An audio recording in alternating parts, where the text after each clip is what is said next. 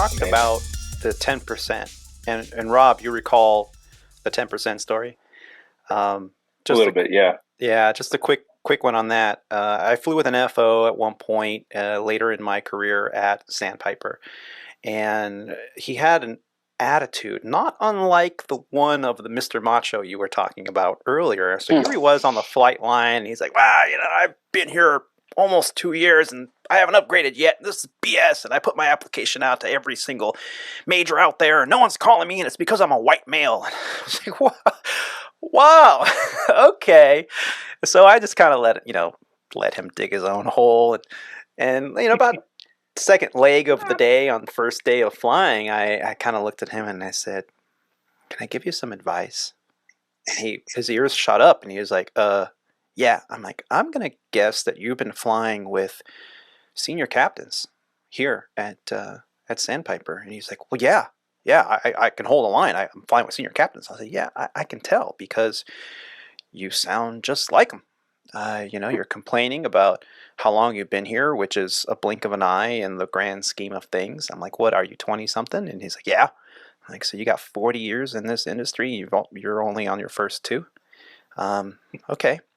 And I said, "The problem with you is from my previous career as a wholesale manager for a big box retailer, uh, I was in charge of hiring. And I would look at applications throughout the season, and I'd have 300 or 400 applications on my desk. It was my job to whittle them down to the top 10%. And those are the ones that I passed on to my boss, and they would look at them and start calling in for interviews." I said, "The common denominator here is you want to be in the top 10%.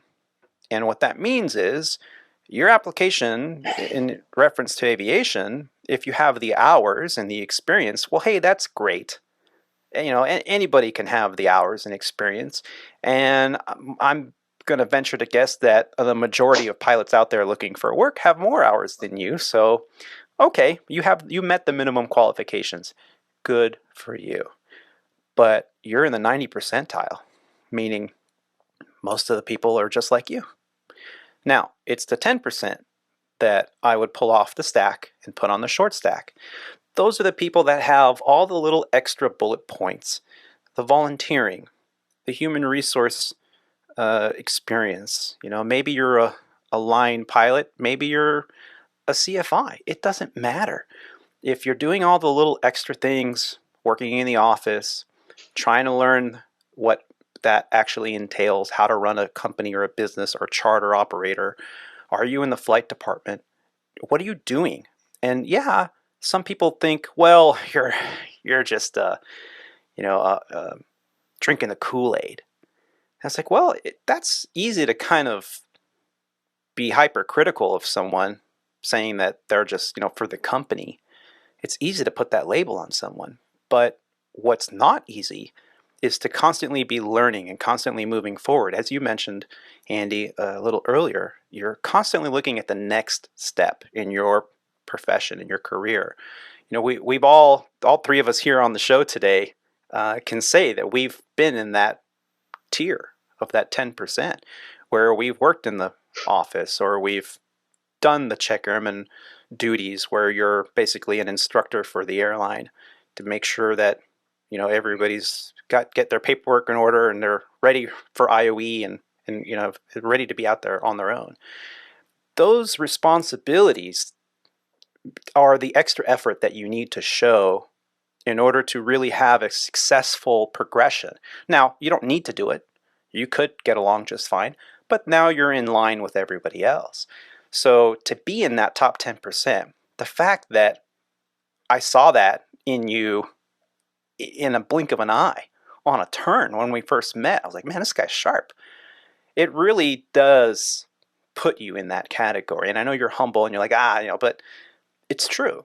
And that's really the best advice. Your story emulates that. It's the best advice you Yeah. can give someone who's coming up who wants to be a successful aviation professional. And it's right there. Aviation professional.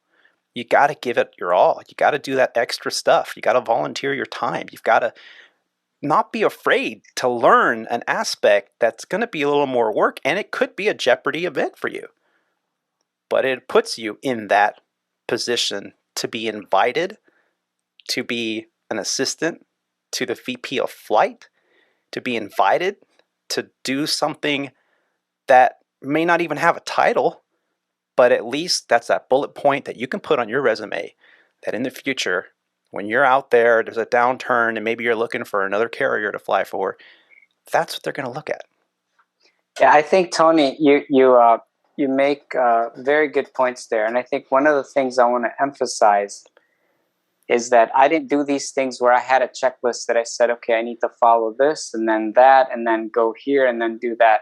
I think, I know we've known people in our industry that have done certain things like check airmen, because I want to get hired by a legacy, or I want them to pick me out.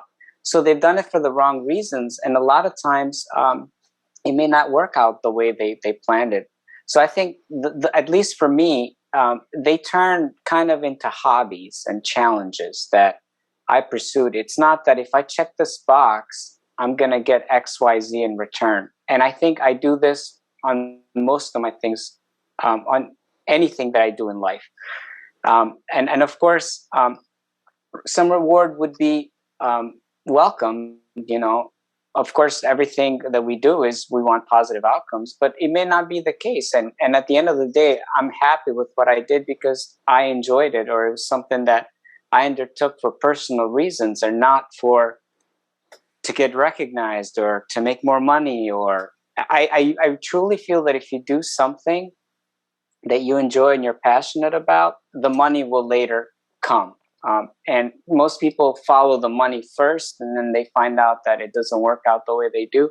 So, but I'm here to tell you that these plans, while Tony, again, they're very flattering, but I'm here to say that life, sometimes you wake up in the morning and takes a turn that you didn't expect. It could be positive or negative. And I think I'm very blessed to some of the outcomes that I've had. And of course, there have been challenges along the way that haven't worked out the way I expected. But overall, I enjoyed every part of it. Yeah. And we'll be right back to hear more about Andi's journey in aviation.